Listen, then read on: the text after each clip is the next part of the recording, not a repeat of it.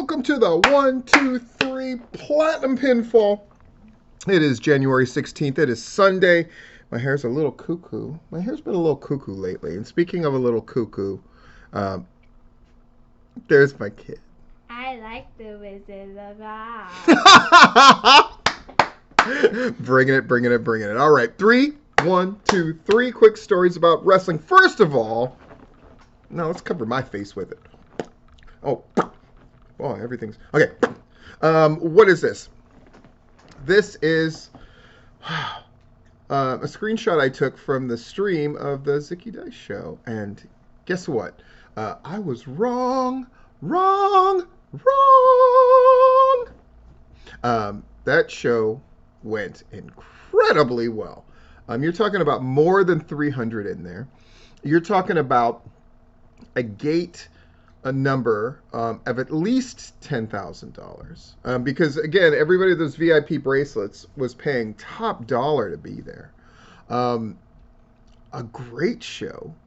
And if they are to be believed, 300,000 people watching on stream. Now, at first I was like, oh, I don't know, because there's some...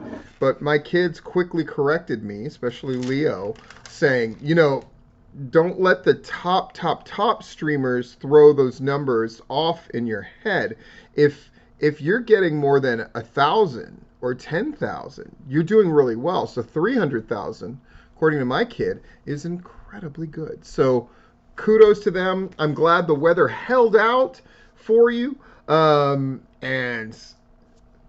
it kicked ass. And it's great to see. And Terminus is sold out. And they're selling standing room seats. And I see people sending pictures from there. Larry is there. So we got a report from Rob Rod for Zicky Dice's show. And we're going to get a report from Larry for the Terminus show. Georgia wrestling history coming through again. That's why I should always go the other way with it. Anyway, Second story is about Jim Ross, who did an interview and talked about a bunch of cool stuff. But the one thing I wanted to focus on is this person, Jade Cargill. I think it's just so cool that you have people at AEW and people who know what they're talking about, like Jim Ross, talking about how they feel free to communicate, especially with the young wrestlers. Jim Ross told her, you got a lot of work to do. But Jim Ross put her over, saying she's really smart. She wants to be really, really good. But that he's right. She does have a lot of work to do. But he said something else that I thought was really insightful and interesting. This part here where he talks about when she walked up to that stage with her little girl in her arms, that got me. That's real. It got me, and I was really proud of her in that moment.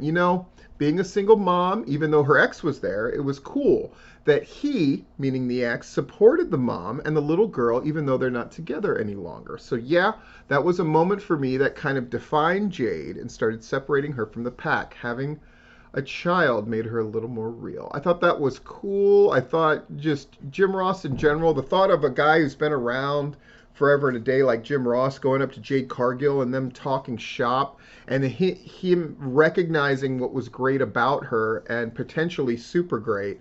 I just think that's a really great, sorry I keep using the word great. I thought it was a really amazing wrestling story. Now let's look at this picture. Whew. Mustafa Ali, Vince McMahon supposedly had a fight. Mustafa Ali, who had been primed to do this gimmick called a New America, and was already doing work in that regard. And then Vince McMahon not liking the idea at a certain point, even though they were kind of getting it going, and then proposing something that supposedly Mustafa Ali was just like, bro, I will not do that. And it leading to him asking for his release. Now, whether he gets it or not, who knows? Sometimes they're slow to grant those kind of things, like they were with the Lucha Brothers. And this is not me knocking the fact that Vince McMahon decided he didn't want to go with the New America thing and go with a different direction. Certainly he's done that a million times before with a million different people, and sometimes it's worked out and sometimes it has not. But it does say something to me about the WWE it's just not the same aura of, if I don't make it there, I'm a failure, or I have to be there, or I'm going to put up with their shit because it's the best game in town. I think it's yet another thing that indicates that things have shifted greatly in the wrestling world. And even the Zicky Dice show and Terminus, which is happening right now, shows there's a shift, and there is room, and there is innovative thinking that can happen. And and even old codgers like me who have opinions on stuff can absolutely be wrong. And I love to be proven wrong by something like the Zicky Dice show. I think it's great. And it shows that there's hope, and hopefully there's a place in Mustafa Ali somewhere else where he can find some creative satisfaction and hopefully make a living.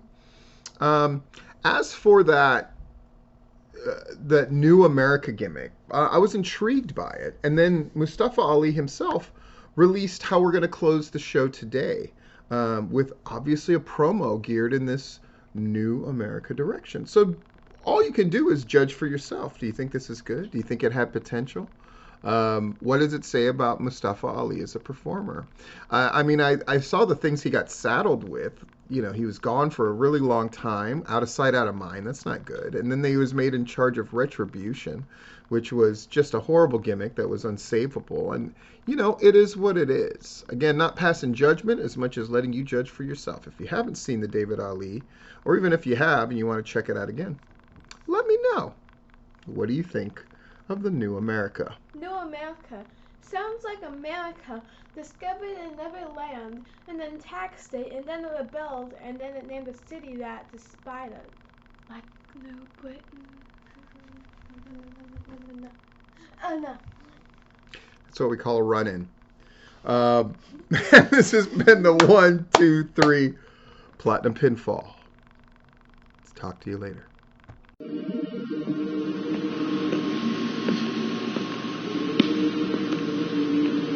Good evening, America. Tonight, I need to discuss something of the utmost importance to our great nation. Something that I have personally been striving for my entire life. And that is acceptance. You see, despite being born here in the United States of America, every day I have to prove to you that I belong. So I didn't correct you when you would mispronounce my name because I didn't want you to feel embarrassed. I was mindful of the clothes that I wore because I didn't want you to think I looked suspicious. I lowered my head and said nothing when you would make jokes about what I look like or where I might be from. I did all of this with the hopes that one day you would look at me and see your fellow American. But you didn't. And the truth is, you never will. And despite my greatest efforts to fix this problem, I realized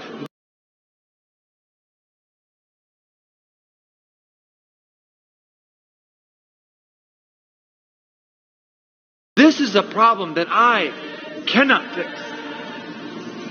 But I can overcome it. And I will do just that. I will do that by launching a campaign for a new America. You see, in this new America, it is your name that is just too hard to hear. It is you that looks suspicious. It is you that I do not accept. It is you that does not belong here. In this new America, there is nothing more American than someone that looks like me.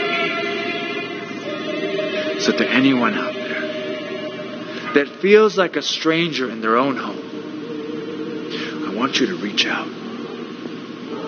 Take my hand. Believe that in Ali you can trust. Thank you. Good night. And God bless our new America.